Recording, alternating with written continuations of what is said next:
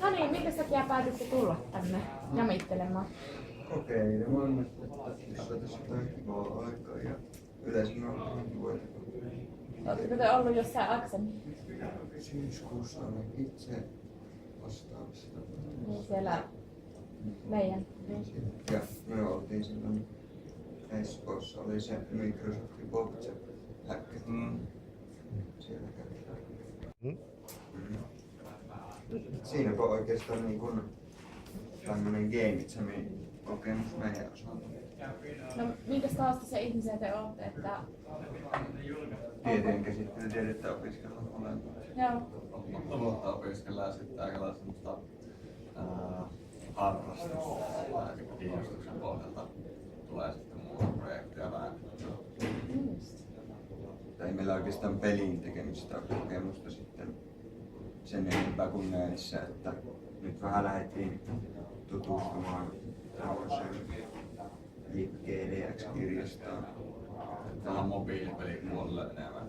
Itse olen vähän Unitilla kanssa leikkinä, kun on yritys Unreal Engine on opetellut. Se todettu vähän liian tyhjällä katsauksella. No mitenkäs teillä nyt on sitten lähtenyt tämä pelin suunnittelu käyntiin? Onko teillä... Suunnitteluhan se sujuu äkkiä, mutta se toteuttaminen ei niinkään nopeasti. Siinä vaiheessa ollaan, mutta pikkuhiljaa mennessä. Jotain kivaa saa huomiseksi.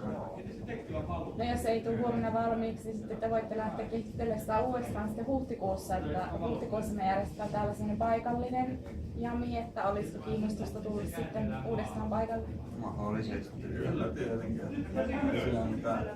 Ehkä vähän eri tavalla taas sitten valtiota ja yrittää tämmöistä eikä suunnitelmaa niinkään. Ja muistakaa houkutella sitten opiskelukavereita mukaan enemmän ensin. Yritetään. Tämmöistä tiimitilanne kasaan yhteensä. Samalla porukalla ainakin toivon mukaan ollaan yrittämässä. Ja. Kiitos. Mikä sai tulemaan tänne Jami-tapahtumaan? Minä olen siinä propellihankkeessa opettaja, yksi heistä. Ja piti tulla kokeilemaan, että mitä tämmöiset jamit on ja mitä täällä voisi itse oppia ja ehkä toisillekin antaa jotakin. No, oletko oppinut jotain? Olen. Mitä haluaisit kertoa?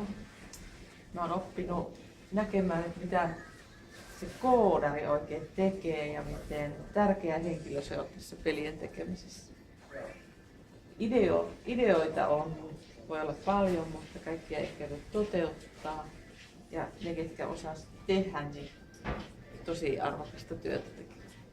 No mitenkin sä nyt koet, että kun sä oot ollut täällä, että kun monet sanoo, että no jamithan on tarkoitettu ihan nörteille, niin olisiko sulla sanoa semmoisille henkilöille jotain, että...